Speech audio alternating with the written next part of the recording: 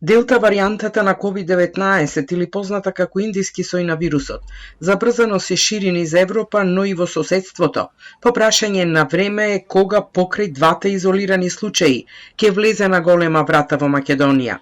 Универзитетскиот професор од Техничкиот факултет во Битола, кој од почетокот на пандемијата изработува математичко-статистички анализи, вели дека опасноста е околу нас, со оглед на се поголемата раздвиженост во летниот период, а како ризична група ги посочува македонските набивачи кои отпатуваа во Романија, каде се секвенционирани 22 случаи, а ништо помала не е опасноста Делта варијантата или индискиот сој летово да допатува со диаспората.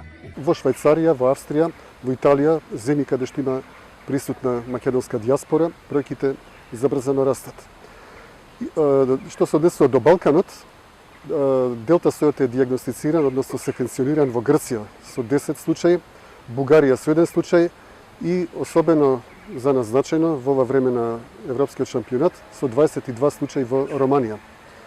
5 случаи во Словенија, додека во останатите европски, односно балкански земји за сега немаме секвенционирани случаи.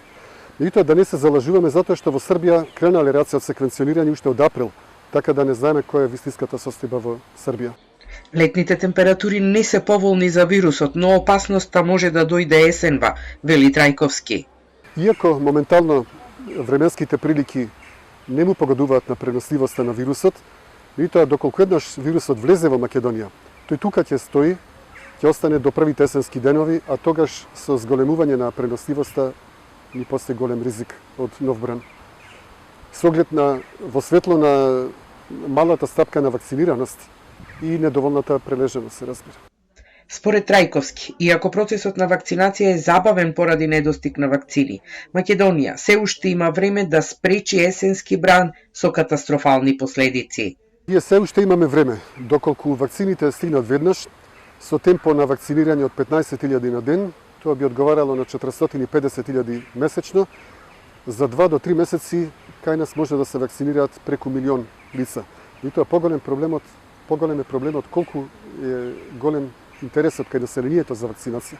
Дали ние ќе успееме да мотивираме 1.100.000 луѓе за вакцинација? Само на тој начин можеме да го спречиме избунувањето на есен.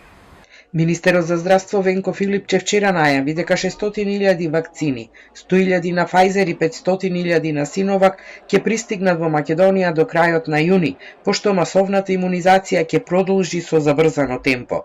Тој ги повика граѓаните да се пријават затоа што посочи дека сите вакцини штитат од тешка форма на болеста и смртен исход, дури и од мутираните форми на вирусот.